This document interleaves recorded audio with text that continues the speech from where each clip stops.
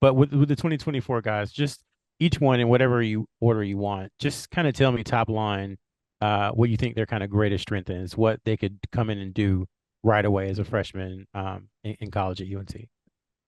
Sure. We'll start with Cadeau again because I feel like to me he's the one who seems to have the clearest path towards kind of a seamless transition, just because of the characteristics of how he plays. He's a team first guy, and not that these other guys aren't team first guys. I don't think any of these guys are selfish or anything like that. But you know, he's built his reputation by making others better.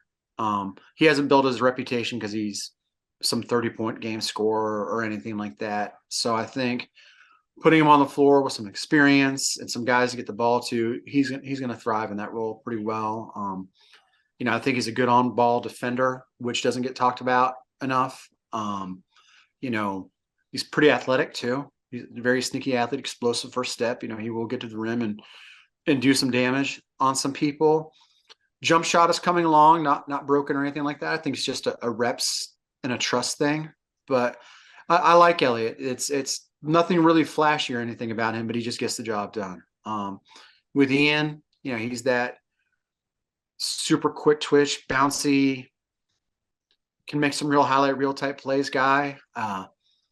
Certainly not lacking for confidence. Like I said, a little bit streaky as a shooter. So going to keep needing to work on that. But I think the biggest thing for Ian is going to be getting in the weight room and putting on the mass necessary to be able to play through some contact at the college level. He can be knocked off his drive and his line a little bit already as it is in high school.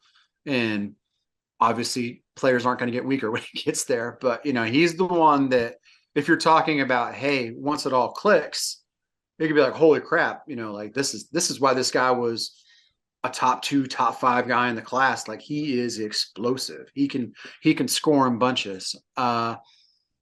With James Brown, I think he's just setting and solid.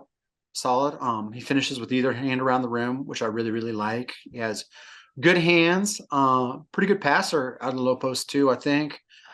Doesn't seem to fall into the trap of hunting jump shots and stuff like that so many young big guys do. And then Powell to me is, so I've only watched him on film this winter versus in person, but he's the one to me that's kind of the X factor here. Like I think he could be the one where we're looking at a guy that Carolina was excited when they got him. Carolina fan base was obviously excited, but I think we're finding that they didn't realize like, hey, maybe we should have been a little bit more excited about this guy. Like he seems to me to be a guy who has a chance to really, really flourish in the college game and probably come in without quite as much expectations or pressure on him and be given a chance, to get fully invested in college, having, both feet in Chapel Hill and really developing. And I really like his long-term upside. He's long, he's athletic, he can defend multiple spots around the perimeter.